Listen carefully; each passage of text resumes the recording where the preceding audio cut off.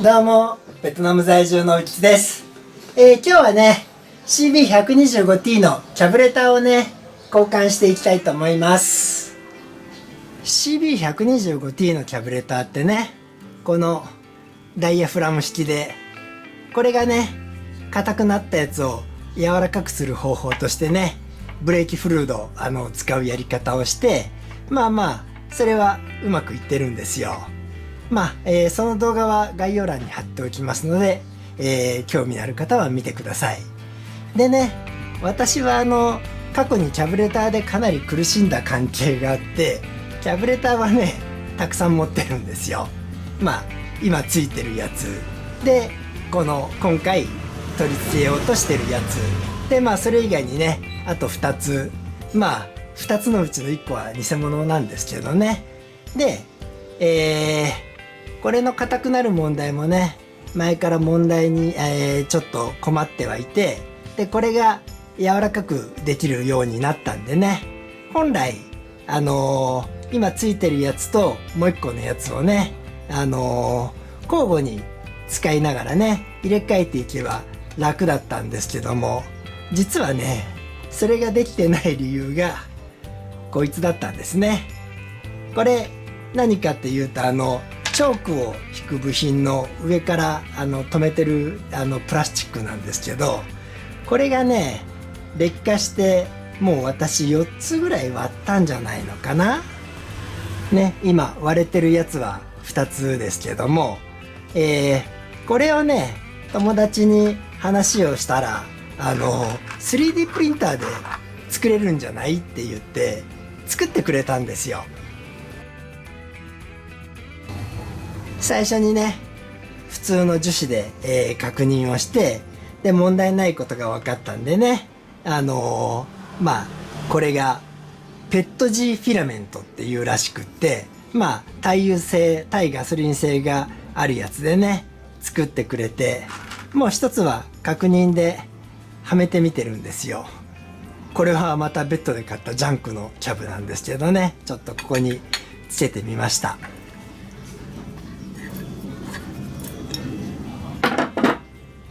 でここはめ込みはね、案外硬くって、本当はね、一回ダイスでここをさらってからね、締めるのがいいんですけど、これがK が 12mm の M1 になるんじゃないのかな。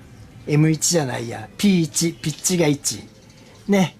そんな特殊なねダイスがちょっと近所に売ってなかったんで、シリコングリス塗って無理やりはめてるんですけども、これ作り方の話をしても僕が作ったわけじゃないんですけど、3D プリンターって積層で積み重ねていくんですよね。うまく映るのか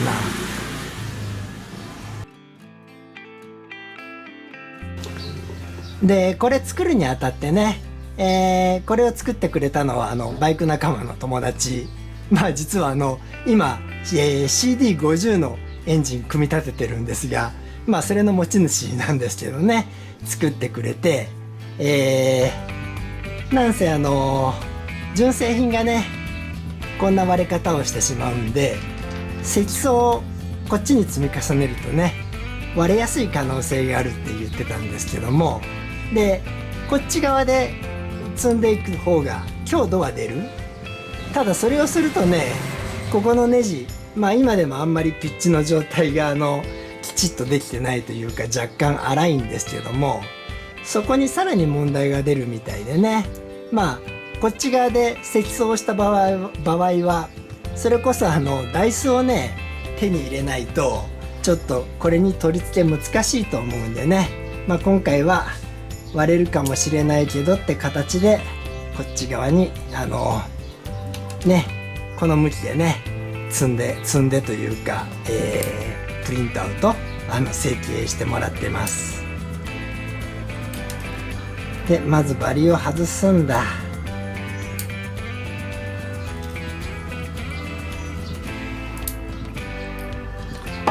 ちょっと念のためこいつはどけよう。ゴミが入ると嫌なんでね。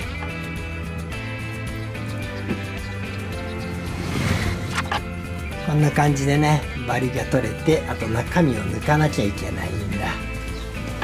ここはニッパーでいいか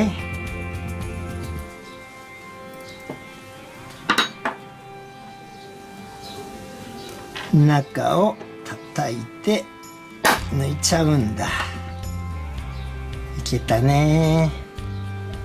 で一応ちょっとだけバリというかヤスリかけようか。ここがでかいな。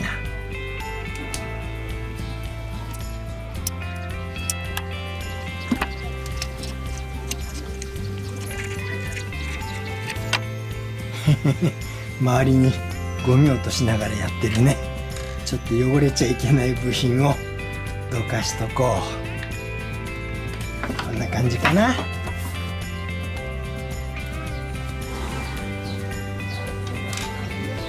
ね、うまく映ってんのかな。作ってもらったやつと純正品。ちょっとねネジになんか波打ってるみたいな乱れがあるんですよね。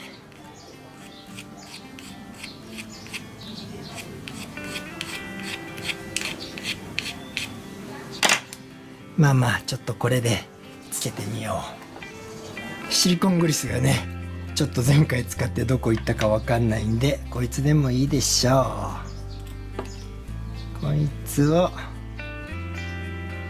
塗って、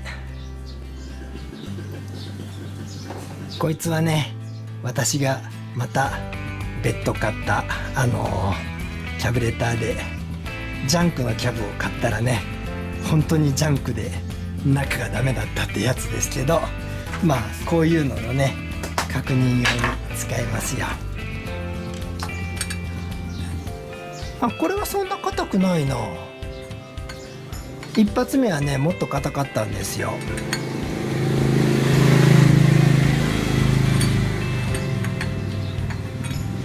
ね、こんな感じで。それと私はね過去にこいつを締めすぎてたのもあるんだろうな。まあまあとりあえずねこれで取り付け可能です。一旦ちょっと組み立てるからここ掃除するかい。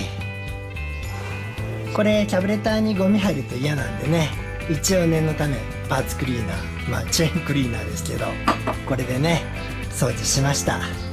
それで組み立てをするんだが、ここは別にオイル塗らなくっていいんだろうな。まあまあすぐ使ってガソリン通すからいっか。これとこいつでね。そういえばね今この部品はまだ新品で部品が出るみたいなんですよ。ただねこの3つでセットになって、売ってるみたいで、このプラスチックだけ買えないんですよね。そんでもってこれがねパーツクリーナーで見ると2300円とか2500円ぐらいって書いてあったのかな。で念のため検索してみるとねこれ1セットで5000円超えるんですよ。だからねこの追品キャブ両方に使うとね1万円超えになっちゃうんで、まあまあ友達にね作ってもらったんですが、これはいいとして、で実はねここのゴムもこれゴムなんですよ。案外硬くなってんだけど、でどれだったっけなあ、こいつだ。無理やり外したらね割れちゃいました。でだからこいつも実はね2週間ぐらいなんだっけブレーキフルードにつけておいたんですよ。でそうすればね少しは柔らかくなった感じで、でこれまだ外してないけど柔らかくなってんのかい。前回はこうやって取ってたらピッと割れたんだよな。どっちがやばいんだろう。あ、こっちの方がやばいか。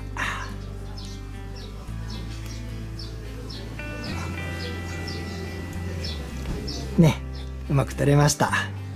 こいつも割るわけにはいかないけど案外汚れてんのね。ちょっと掃除してきます。掃除してきました。でこいつもつけて、でなんだっけ、シリコングリスがねどこに置いたか覚えてないんで、モリブデングリース、ここも塗っといた方がいいんだろうな、ゴムだからね。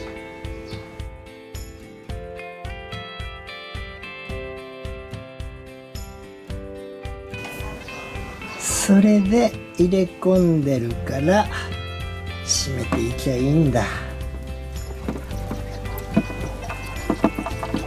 一度閉めたから手でそこそこは入るけど、やっぱ最後ちょっと硬いな。あんまり無理やりは怖いけどね、これで緩めに閉めておきます。クッと止まるぐらい、こんぐらいでやめとこうか。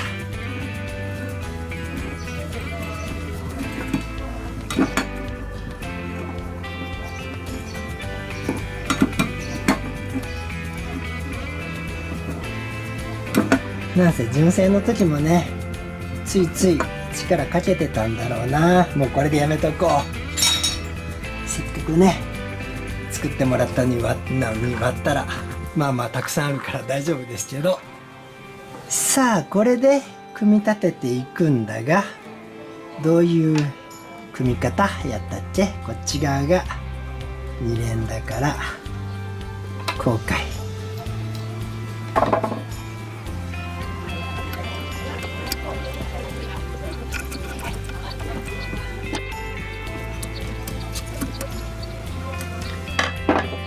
こうすれば動くよね。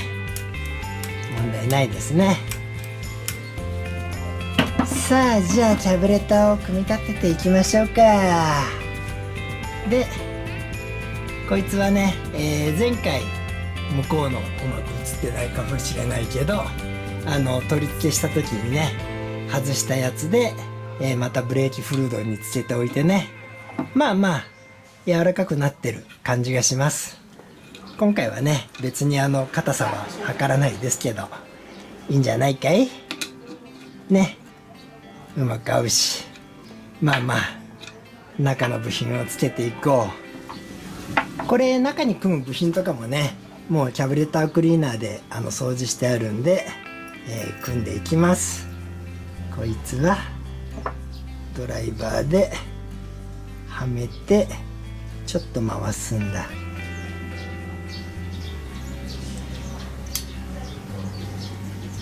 ね、こっちも要はここではめてこっちで引っ掛けるんだな。うまく映んないか。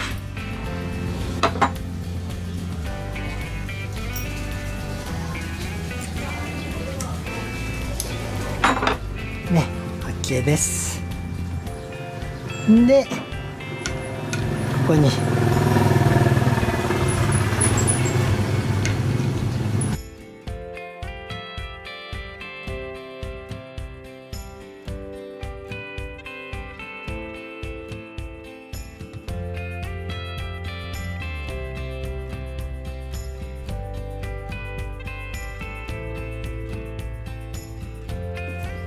ちょっとこれなんかめくれ上がる感じするな。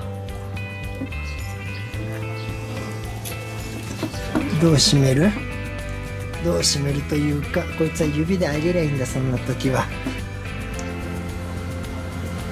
うわー違うじゃん一個忘れてるよ。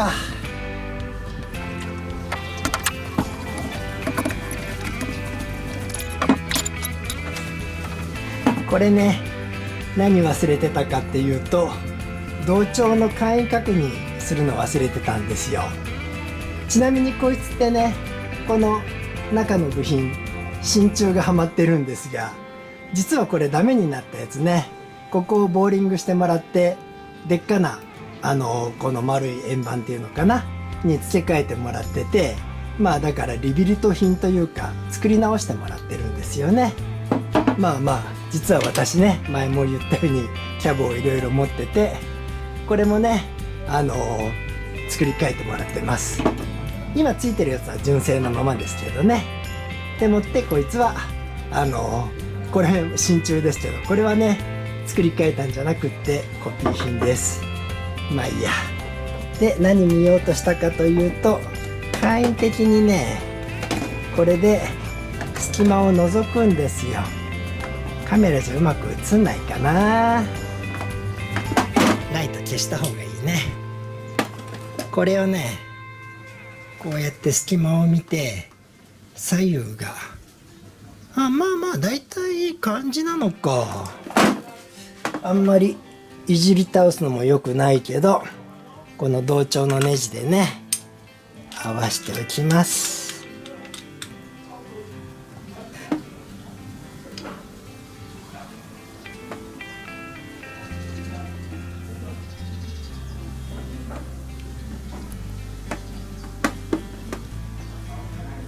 こんな感じかい。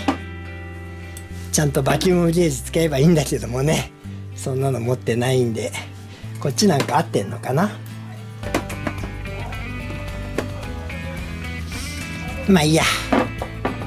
いいやというか、そっか、アイドリングも戻さなきゃいけなかったか。戻して、あ、違うわ。完全に閉まっちゃうから、ちょっとうまく映ってる自信ないけどね。まあいいことにしちゃいます。さあ、でやっと組み立てよう。さあ、それじゃあね、今度こそ組み立てていくけど、これね、やっぱり古くなるとここの合いが悪くなるんですよね。こっちじゃん。ここですね。ちょっとちっちゃくなってますからね。これだって3ヶ月ぐらいはブレーキフルードにつけておいたのかな。まあいいや。でね、ここを手で押さえとけばよかったんですよ。いろいろと忘れてますね。これでこっち向きでこうじゃん。で手で押さえた状態で閉めちゃうんだ。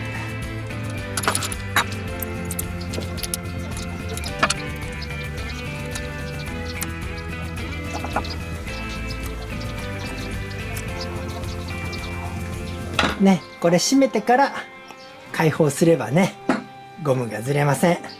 まあ反対側もね、つけておきます。これさっきね、長さ違うのがあるって言ったのが、こっち側にね、この部品がつくんで、ここだけね、このネジがちょっとだけ長かったんですよ。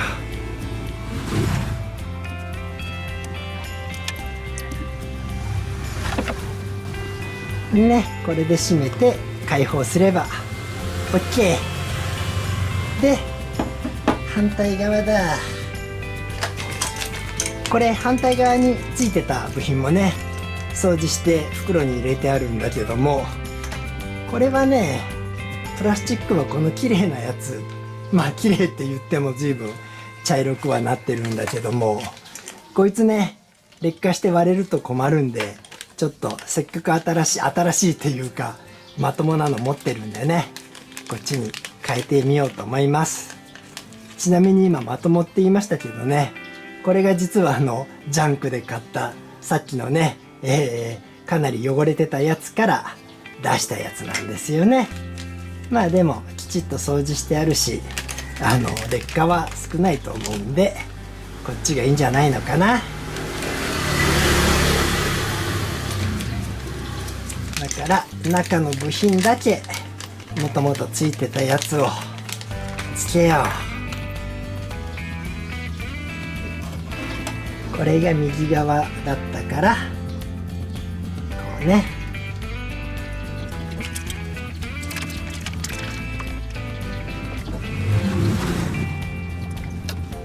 で、メインジェットとスロージェット、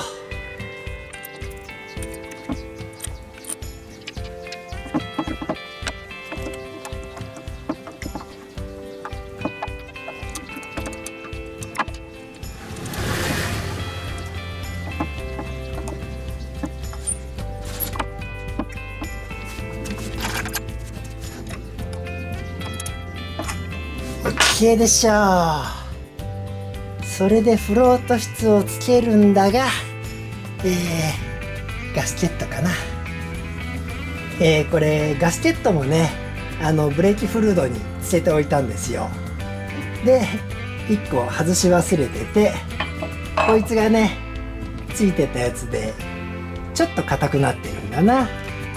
で他のもそれぞれにね硬さ違ったんだけども、今は柔らかくなってるんでどれをつけるかなんだけど、こいつは偽物だったんだよな。偽物というかこれですね、スペーシー用って言われてね買って、形似てるからつくのかなと思ったら、こいつはねちょっと小さかったんですよね。小さいのはゴミ危ないね。無理に引っ張ってはめることもできるんだけど、それはしたくなくって、ブレーキフルードにつけるとね少し大きくはなったのかな。ただ引っ張りたくはないんでね。ちなみに私はインターネットで別途もう一個スペーシー用を買ったらね、こっちはねでかいんですよでかいというか、だいたいいいサイズなのかちょっと大きめ。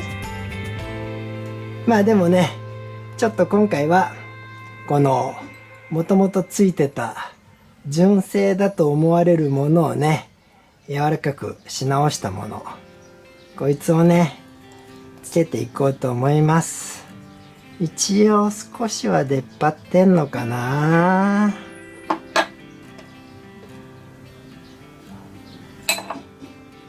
違うじゃん。これは今までついてたやつね。硬さが違うから分かりましたよ。でこれがこっちこっちは案外でかくなってるぞ。どうするよ。まあ押し込んではまるか。はまった。ちょっとこれで様子見てね、ガソリンがにじむようなら交換しちゃいましょう。これでいいんじゃない？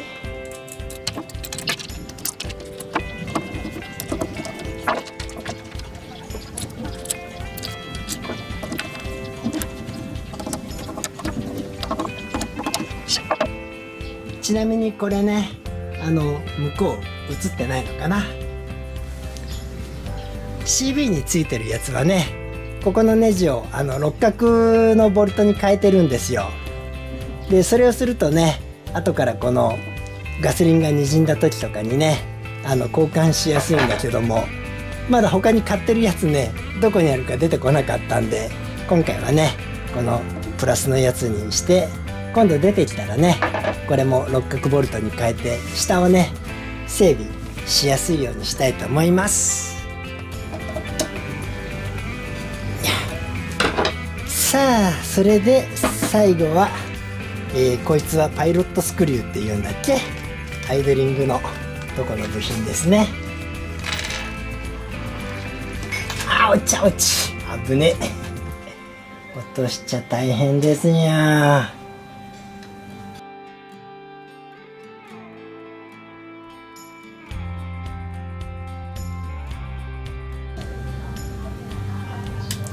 落とした。ちゃんと落ち着いて座ってやろう。いや案外ね探すの大変でした。金属はね落ちた後案外飛ぶというか跳ねるんでね、1メートルぐらい離れたところに落ちてましたね。でこれもこいつでつけるんだ。で一回締め込みます。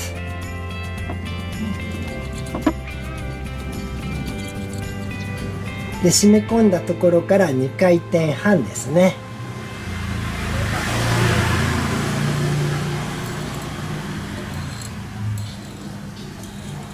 これが標準値。よ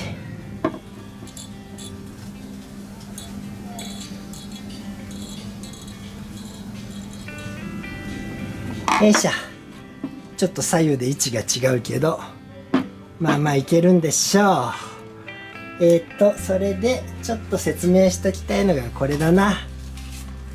今回もねブレーキフルードにいろんな部品というかゴムを入れて、これはスーパーカブのキャブの部品でね、これらもねまあまあ柔らかくなってるんですけど、このフロート室のガスケットですね、たまたまスーパーカブのカチコチに固まったやつがあったんでね、これも3ヶ月ぐらいつけておいたんですが、柔らかく少しはなってるとはいえ折れてっちゃうんでね、前はこうやってピッてやるとパキッと折れたのがむにゅーっとでも折れるんでね、カチコチになったやつは復活しないようですであとはこれ車体に取り付けなんですけどね、ちょっとそれはねもう動画にしないでつけておきます。なんで今日はここまでです。それではまた。